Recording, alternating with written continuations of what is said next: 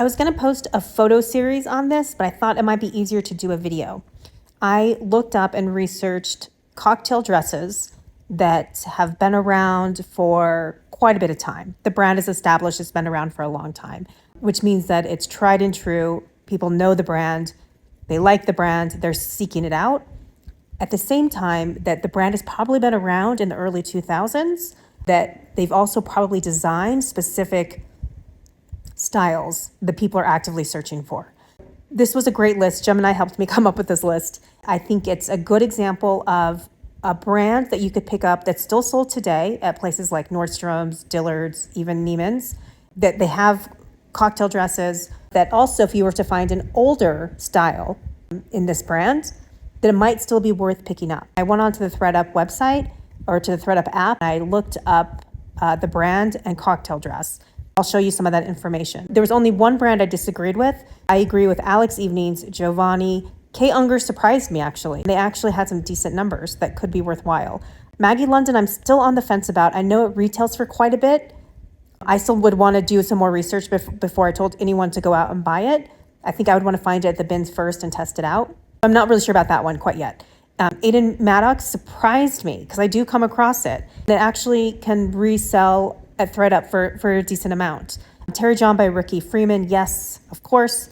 BCBG Max Azria. I mean, that was very much like a 90s Y2K brand, but I love sending it to ThredUp because they price it at a decent amount and you can increase your price with the premium labels. La Femme is a great brand. Scala is a great brand. The only brand I would say no to is Jessica McClintock.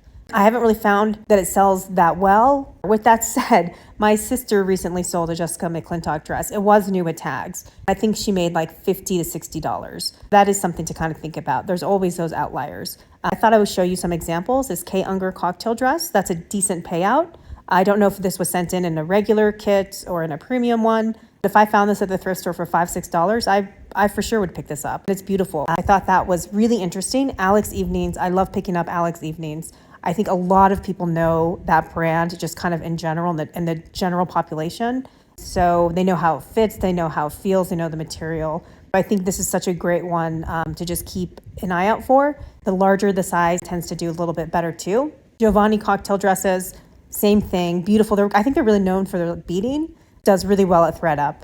Aiden Maddox, this one really surprised me. There's a couple of examples on the ThredUp app if you were to go in and take a look at this brand and cocktail dresses. Keep an eye out for it. Terry John by Ricky Freeman, that does really well.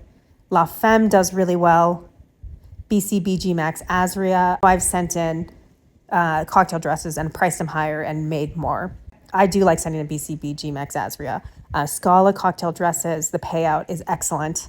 I think that's it. So I thought I would just share some of those with you guys to just kind of keep an eye out on those. If you find any of these brands, especially in those styles like 90s, Y2K, that kind of quote unquote vintage, that's what I'd be looking out for. The combination of those three things, style-based, vintage, brand. It will sell quick, it will sell for a lot. Just wanted to share that with you guys.